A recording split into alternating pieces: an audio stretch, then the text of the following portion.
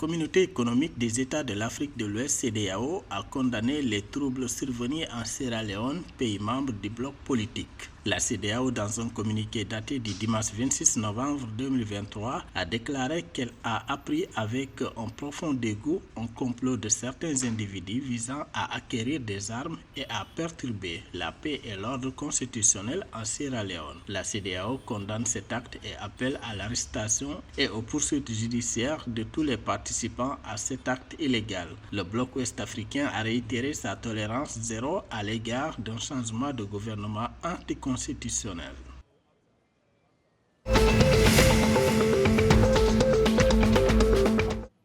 Le gouvernement de la Sierra Leone a déclaré dimanche 26 novembre avoir pris le contrôle total de la situation après avoir signalé une atteinte à la sécurité perpétrée par des assaillants non identifiés dans une armurerie militaire de la capitale Freetown qui a déclenché des affrontements armés.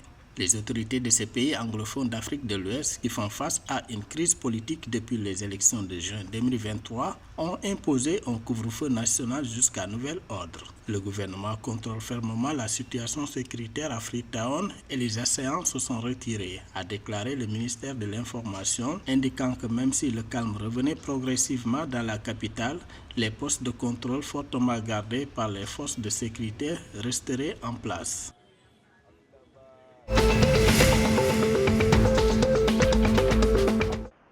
L'économie informelle en Guinée-Bissau génère des bénéfices avec ses acteurs, mais l'argent n'arrive pas dans les caisses de l'État, une réalité à laquelle le gouvernement veut contrer avec un programme visant à encourager la légalisation, a déclaré le 26 novembre le Premier ministre Geraldo Martins. Le chef de l'exécutif guinéen a déclaré que le gouvernement prépare un programme visant à promouvoir la régularisation des travailleurs irréguliers, indiquant que le programme ne réside pas uniquement dans le non-paiement des impôts. À l'en croire, le projet du gouvernement est d'augmenter le taux d'imposition de 9% à 15% d'ici la fin de la législature, et l'une des mesures prévues est de travailler avec ces personnes informelles pour qu'elles s'intègrent dans la société formelle.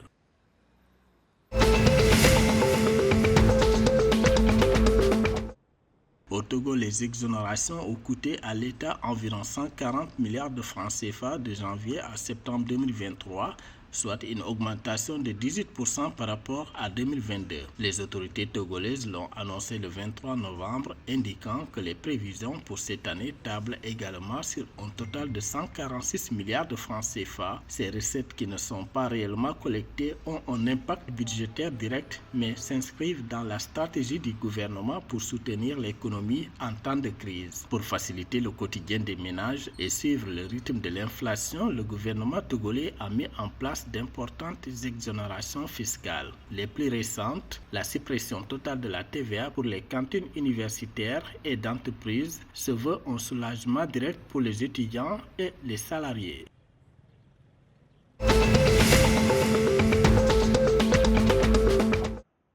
Au Ghana, 41% des femmes âgées de 15 à 49 ans ont été victimes de violences conjugales. C'est ce qu'indiquent les résultats préliminaires du rapport de l'enquête démographique et de la santé du Ghana de 2022 rendu public le 25 novembre 2023. Au total, 35,2% ont subi au moins une violence émotionnelle, 22,7% ont subi au moins une violence physique et 11,2% ont subi au moins une violence sexuelle. Les conclusions préliminaires du rapport montrent que les progrès vers l'élimination de la violence à l'égard des femmes ont été lents au cours de la dernière décennie.